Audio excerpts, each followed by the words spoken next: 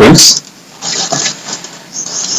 ఈరోజు ఉదయం లేచి పేపర్ తిరిగేస్తున్నా. రోజువారీ నా దినచర్యలో భాగంగా పేపర్ తిరిగేసే క్రమంలో నమస్తే తెలంగాణలో సెంట్రల్ స్పోర్ట్ లో వచ్చిన ఒక వార్త నన్ను చాలా ఆకర్షించింది. అదేవిధంగా నాకు ఎంతో స్ఫూర్తినిచ్చింది. ఇది నా ఒక్కరికే కాదు, ఇంకా చాలా మందికి కూడా ఒక స్ఫూర్తినిస్తుంది అనే ఒక ఆలోచన నా మనసులో తట్టి నా వంతు ప్రయత్నంగా ఇంకా అందరికీ తెలియజేయాలనే ఒక ఉద్దేశంతో దీనికి సంబంధించిన ఒక వీడియోను మీకు అందిస్తున్నాను. అయితే రెగ్యులర్ గా కరెంట్ అఫైర్స్, స్టడీ మెటీరియల్స్, తదితర సమాచారాలకు సంబంధించిన ఇచ్చే నేను ఇప్పుడు ఈ యొక్క కొత్త యాంగిల్ మీకు పరిచయం చేయడానికి కారణం ఏంటంటే, ఇక్కడ కనిపిస్తున్న ఈ వ్యక్తి పేరు సతీష్. అసలు ఇతను ప్రతి ఒక్కరూ ఆదర్శంగా తీసుకోవాల్సిన వ్యక్తి అనడంలో ఎట్లాంటి సందేహం లేదని నాకు అనిపిస్తుంది. ఎందుకంటే పట్టుదల, గెలవాలనే కసి, దానికి తన యొక్క కష్టాన్ని జత చేసి సక్సెస్ ను సాధించాడు. ఒక ఆటో డ్రైవర్ స్థాయి నుంచి తన కష్టం, పట్టుదల ఈ రెండే పెట్టుబడిగా ఈరోజు కానిస్టేబుల్ గా ఎంపికయ్యాడు.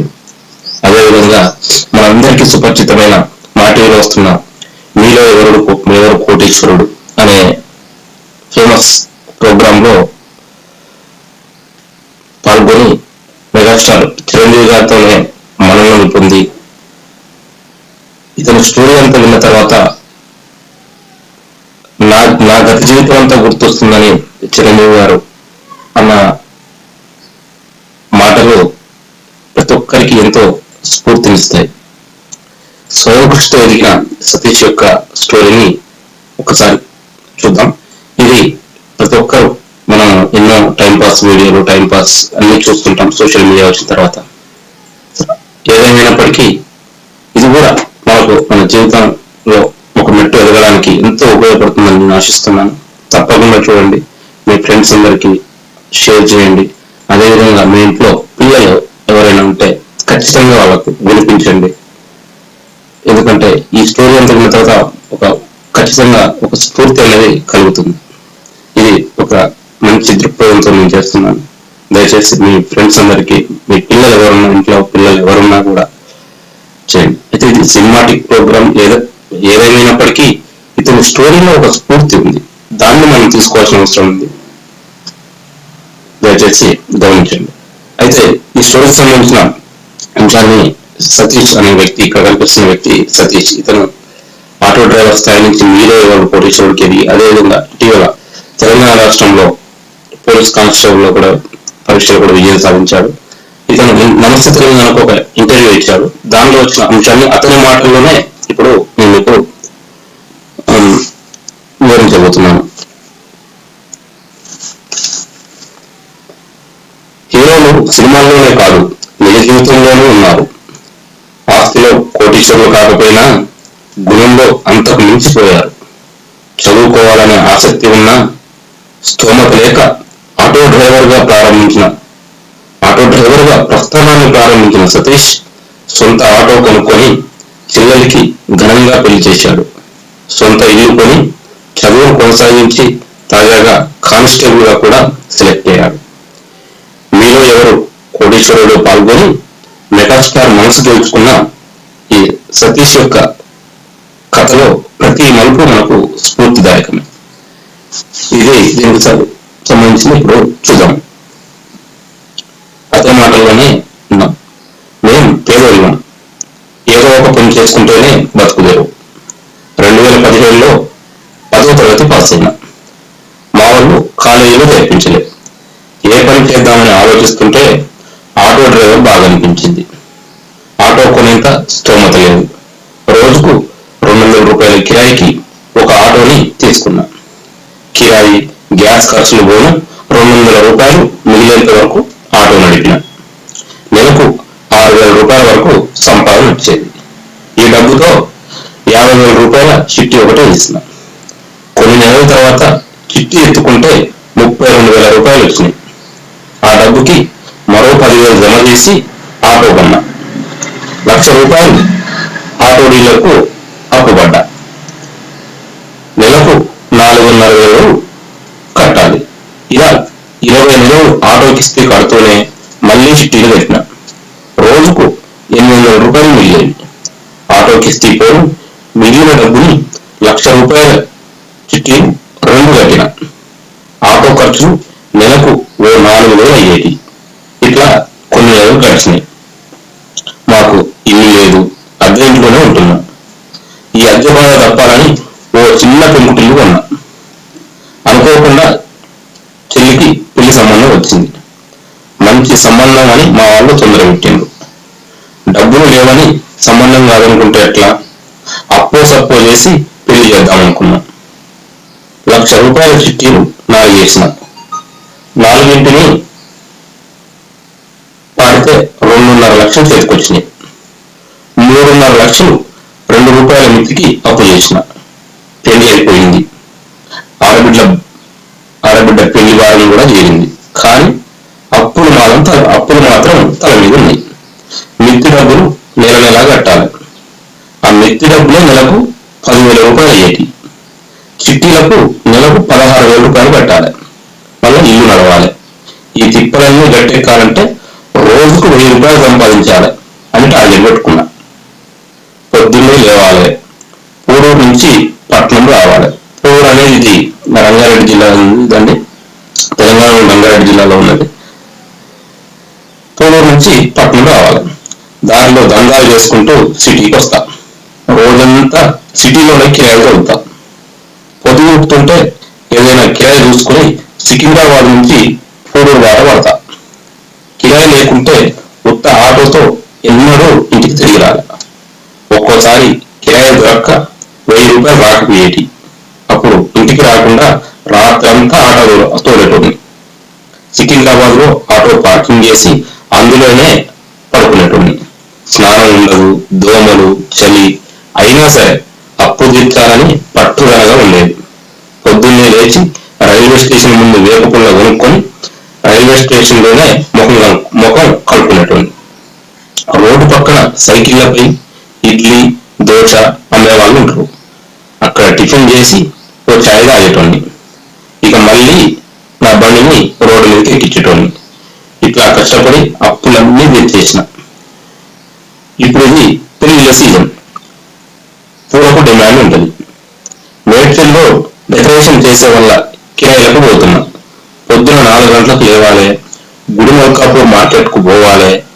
ఆ తర్వాత మళ్ళీ సిటీలో చిన్న చిన్న దందాలు చేసుకుంటా ఆటో నడుపుతున్నా.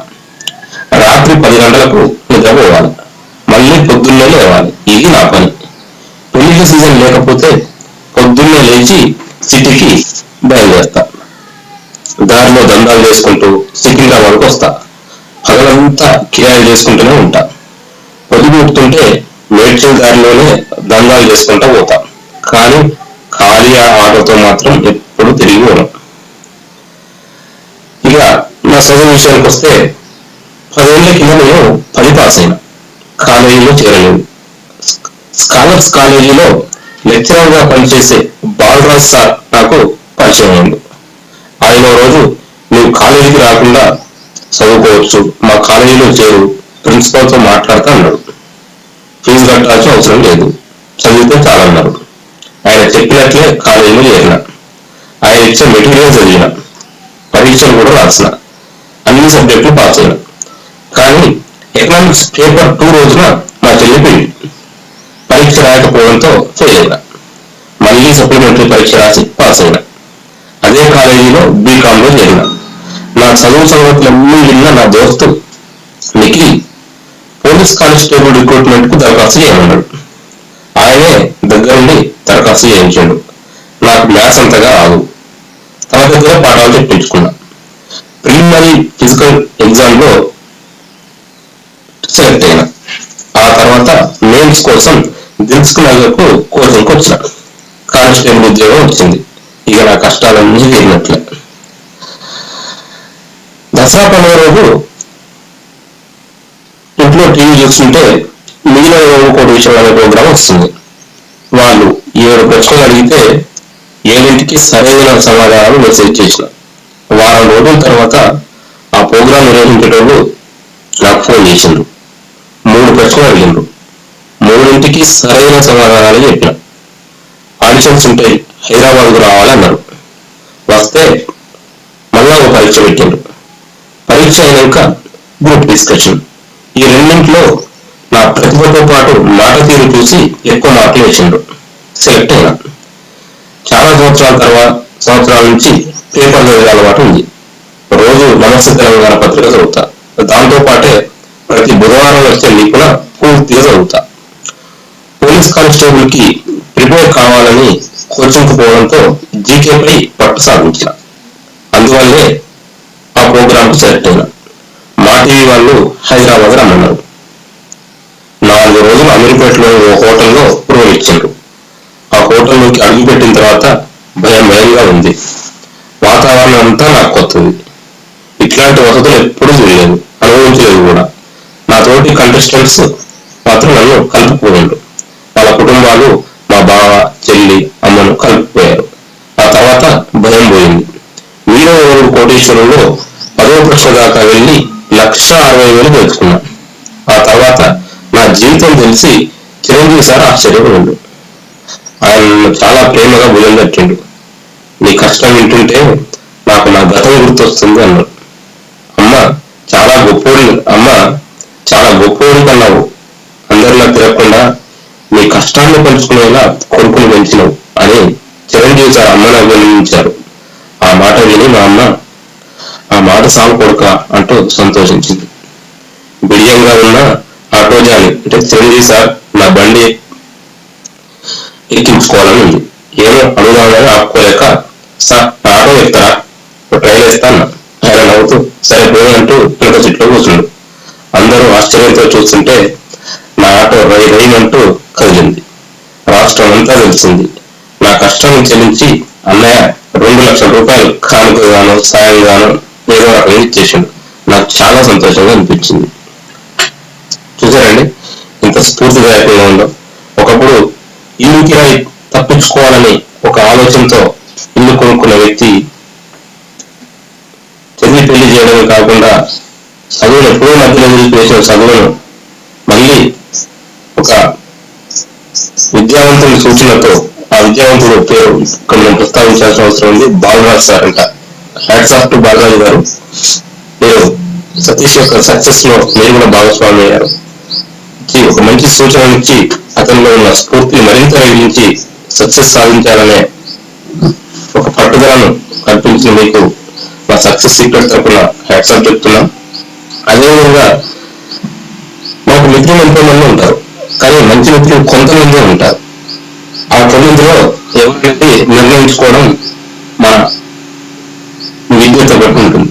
ఇందులో సతీష్ యొక్క మిత్రుడు నిఖిల్ పేరు కూడా మనం ప్రస్తావించాల్సిన అవసరం ఉంది. నిఖిల్ అతనే దగ్గర నుండి కానిస్టేబుల్ అప్లై చేయించాడంట. కొన్ని క్లాసులు కూడా తీసుకున్నాడంట. ఈ విషయంలో నిఖిల్ కూడా హ్యాట్సాప్ చెప్పాలి. ఈ విధంగా తన యొక్క ప్రస్థానాన్ని ప్రారంభించి పట్టుదల, కసితో గెలవాలనే తపనతో తనకున్న ప్రతి అవకాశాన్ని ఉపయోగించుకుంటూ రాత్రంతా ఆటోలతో తోడుకుంటూ రాత్రి పగలు ఆటో తోడుతూ ఓవైపు అప్పులు పడుతూ మరోవైపు నెల చిట్టీలు పడుతూ చదువును కొనసాగించి అటు చదువులో ఇటు తన ప్రతిభలో అన్ని రకాలుగా సతీష్ శభాష్ అనిపించుకున్నాడు. ఈ విషయంలో మనం సతీష్ ను అభినందించాల్సిన అవసరం ఎంతో ఉంది. మొదటిసారి చిరంజీవి కూడా ఇతని స్టోరీ అంతా విని అంటే మొదటిసారి చిరంజీవి కూడా స్వయం కృష్ణ వచ్చిన విషయం మనందరికీ తెలిసిందే కదా. అదేవిధంగా నాకే నా గతమంతా గుర్తొస్తుంది అని మెగాస్టార్ చిరంజీవి ఉండడం చాలా అభినందనీయం. అయితే ఇదంతా నేను చెప్పడానికి కారణం కూడా ఏంటంటే నేను సక్సెస్ సీక్రెట్ పేరిట ఈ మధ్యకాలంలో కరెంట్ అఫైర్స్ క్లాసులు అందిస్తున్నాను యూట్యూబ్ లో. తర్వాత యాప్ ద్వారా సక్సెస్ సీక్రెట్ యాప్ ద్వారా అందిస్తున్నాను కదా. ఇవన్నీ మీరు సుపరిచితమే. అయితే ఒక రకంగా సతీష్ స్టోరీ వింటుంటే నా గతం కూడా నాకు గుర్తుకు వచ్చిందండి. అందుకే ఏదో పేపర్ చూడగానే ఒక నాలో ఆ ఎమోషన్స్ అంటే ఏదో ఉంది దీన్ని చేయాలని ఒక ఆలోచనతో వెంటనే స్టార్ట్ చేసి వీడియోను రూపొందించాను. నా గతంలో సతీష్ నాకు మళ్ళీ గుర్తు చేశాడు. ఈ విషయంలో సతీష్ కు నా సక్సెస్ సీక్రెట్ తరఫున హ్యాట్సాప్ చెప్తున్నాను. సతీష్ యొక్క సక్సెస్ సీక్రెట్ ఏంటంటే పట్టుదల, గెలవాలనే తాపన అని నేను అనుకుంటున్నాను. ఈ సందర్భంగా మనం ఇంకొక విషయం కూడా గమనించాలి. ఏంటంటే నమస్తే తెలంగాణలో చదివాను, నిపుణులకు ప్రతిరోజు జీకే చదివాను అని చెప్పడంలో నాకు చాలా హ్యాపీనిచ్చిందండి. ఎందుకంటే ఈ మధ్య కాలంలో నేను కూడా నమస్తే తెలంగాణ, నిపుణకు, కరెంట్ అఫైర్స్, తర్వాత మిగతా అన్ని మెటీరియల్ అందిస్తున్నాను. అంటే ఎంతో కొంత ఒక అతని విజయంలో చంద్రుని కొనుగోలు అన్న విధంగా ఉంటుందని నేను భావిస్తున్నాను. ఇది మీ ఫ్రెండ్స్ అందరికి షేర్ చేయండి. మీ ఇంట్లో పిల్లలు ఎవరున్నా కూడా వారికి షేర్ చేయండి. ఒక స్ఫూర్తిని కలిగించే ఇతని స్టోరీ నాకు ఎంతో ఉపయోగపడుతుంది.